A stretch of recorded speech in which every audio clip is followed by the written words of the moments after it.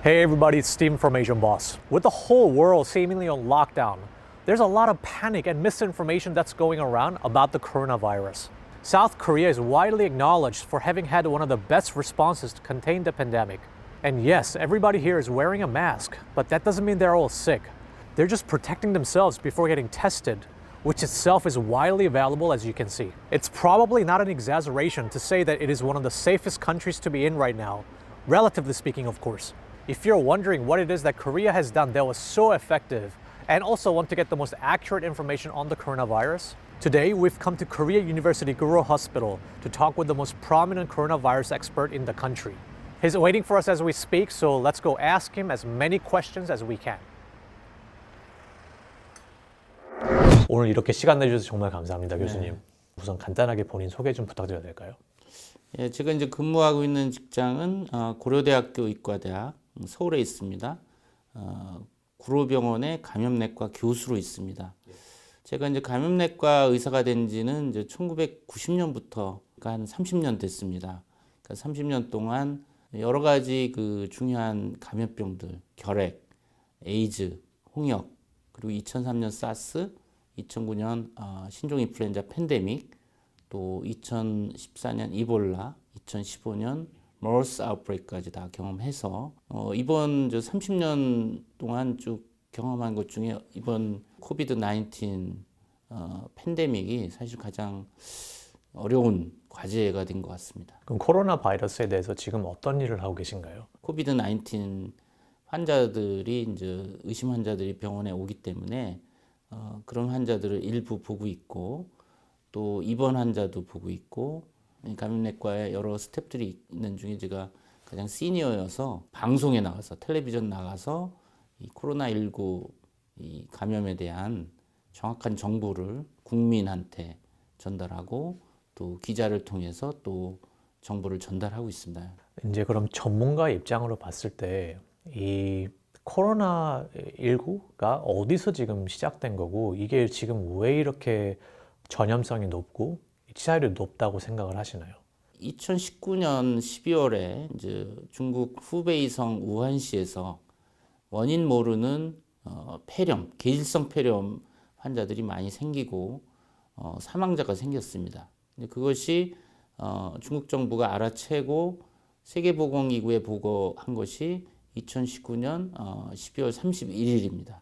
지금 어떻게 보면 3개월도 안 됐죠.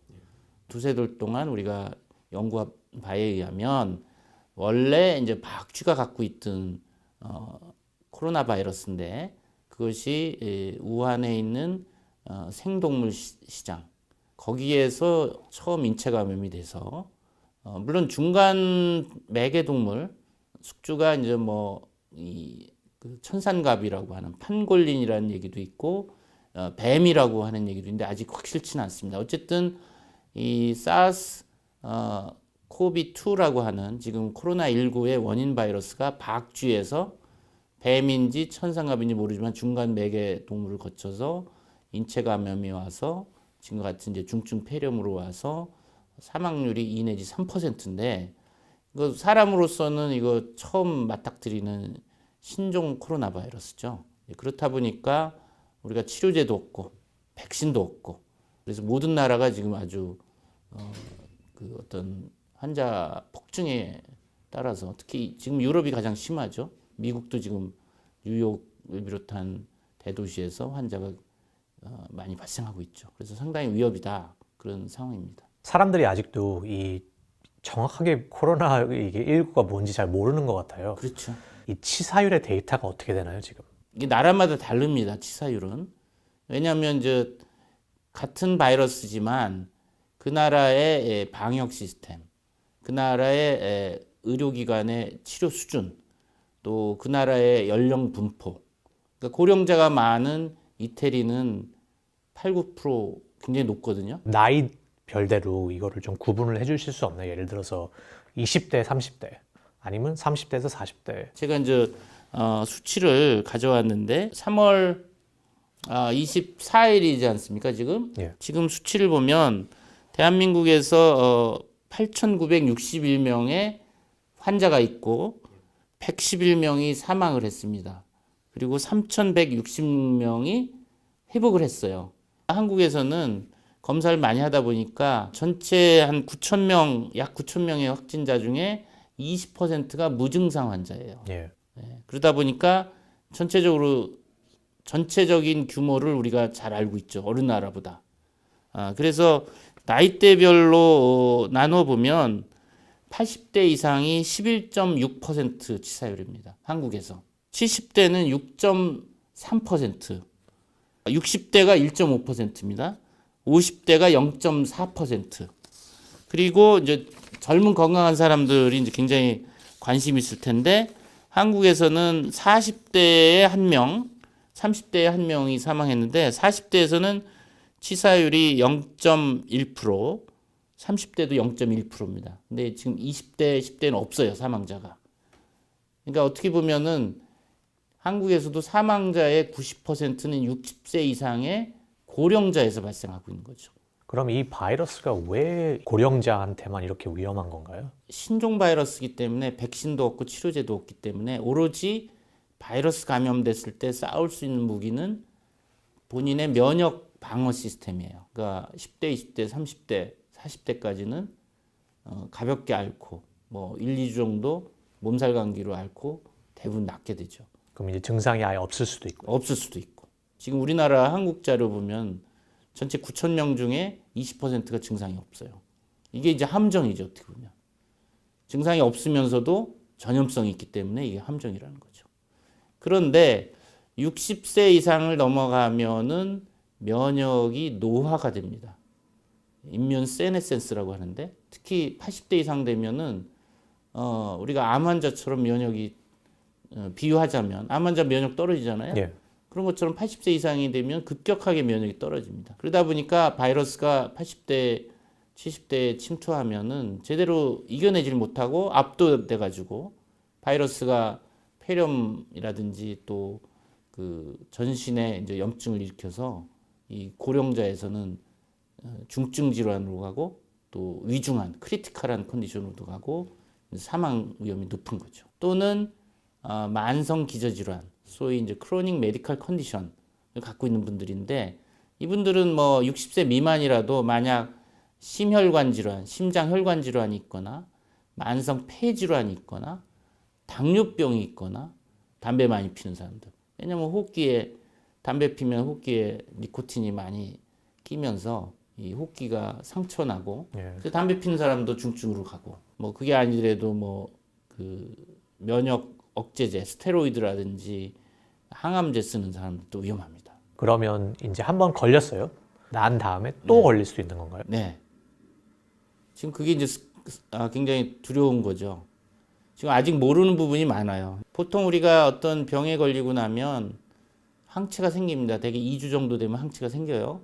그 다음에 같은 병에 안 걸려요. 지금 코로나19의 경우는 코로나19를 걸리고 나서 회복을 해서 퇴원했어요. 근데 한 5일 내지 7일 뒤에 다시 증상이 나오고 바이러스가 또 나오는 그런 재발 사례들이 있거든요. 그런 경우들이 가끔 있습니다. 그러면 이 코로나19라는 게 어떻게 걸리는 거예요? 예를 들어서 사람들의 인식은 이게 내가 숨만 내쉬어도 걸린다. 아니면 이게 무슨 어떤 그 내 얼굴에 재채기를 해야지만 걸리는 거다. 되게 이제 크게 세 가지입니다. 이 주로 이게 호흡기로 바이러스가 들어와서 염증을 일으키면서 열이 나고 기침하고 호흡곤란 있고 이게 이제 주증상인데 예. 그러면 환자가 이제 기침 재채기를 하면 드랍 플래시라고 비말이라는 게 이렇게 나옵니다. 침 튀기는 거잖아요. 예, 침 튀는 건데 그 비말이라는 거는 그 침방울이 5마이크론보다 큰 거를 드랍플렛 비말이라고 합니다. 그 안에 수많은 바이러스가 포함되어 있죠. 침방울에. 그 환자로부터 나오는 침방울에. 근데 이제 5마이크론보다 크다 보니까 이게 기침 재채기를 하면 이게 포물선을 그리면서 1m 이내 아니면 멀면은 뭐 2m 이내에 떨어지죠. 그러면 눈이나 코나 입의 점막으로 바이러스가 침투하는 거예요. 눈으로도 들어갈 수가 그렇죠. 있는 거네요. 네, 점막으로. 소문에 뭐 쳐다만 봐도 걸린다라고 하는데 그건 잘못된 정보고. 아니면 그냥 공기로 이렇게 그 사람이 지나갔는데 네. 그 다음에 한참 있다가 지나가면 뭐 걸린다 약간. 그건 이제 공기는 좀 다른 거라 이제 다시 설명을 드릴 텐데 네. 가장 흔한 거는 이렇게 비말로 기침 재채기로 전파하는 게 하나고 두 번째는 그 콧물 재채기가 있으면 우리가 손으로 이렇게 비비잖아요. 알게 모르게 무의식적으로. 그럼 손에 콧물이 묻으면서 바이러스가 묻는단 말이에요. 예. 그럼 그걸로 제가 악수를 한다. 그러면 이제 악수를 통해서 접촉 전파가 되는 거죠. 이게 두 번째고, 또 하나는 제가 이제 환자가 기침 재채기를 하면 그 비말이 이런 탁자라든지 또 아니면 손잡이라든지 컴퓨터 키보드라든지 이런 데 묻어요. 그러면 이 짧으면 수시간, 길면 3, 4일 그 이상 장기간 3, 4일. 살아 있어요. 예. 예를 들어서 이런데 이제 누가 이렇게 만졌어요. 네. 그럼 이게 며칠 동안 가나요, 이게? 이런 탁자는 한 3일 정도 가죠. 종이나 이런 옷 같은 텍스타일에 바이러스가 묻으면 생존 기간이 좀 상당히 짧아요. 한 몇 시간이면 그러면?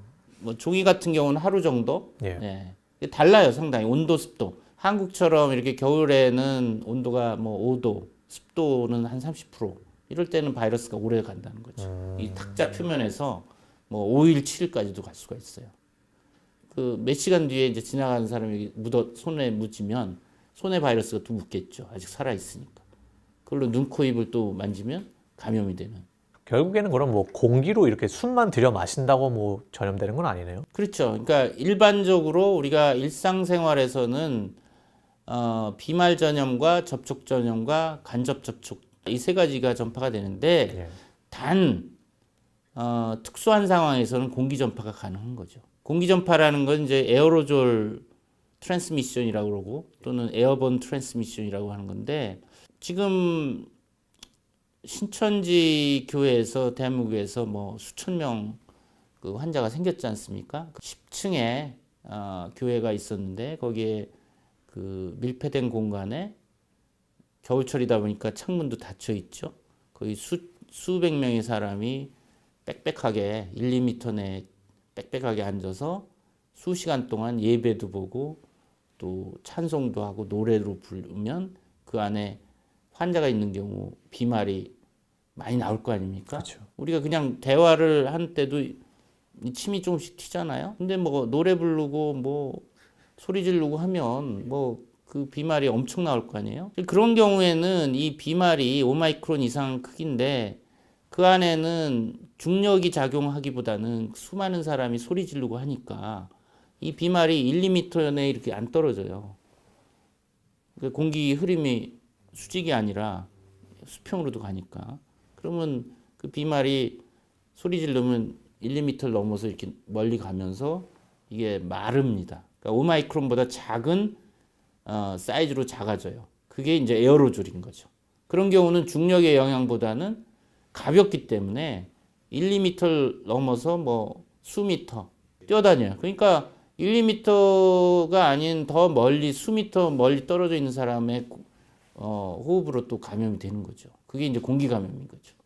그렇기 때문에 그 신천지라든지 뭐 콜센터라든지 또 밀폐된 공간에 많은 사람들이 빽빽하게 있고 소리 지르고 그 안에서 같이 옹기종기 모여서 식사도 하고 그게 공통적인 요인이에요. 그렇지만 우리가 뭐 야외에서 공원이나 뭐 이런 산에서 등산하면서 그런 데는 폐쇄된 환경이 아니니까 예. 그런 데서는 공기 전파는 안 되죠.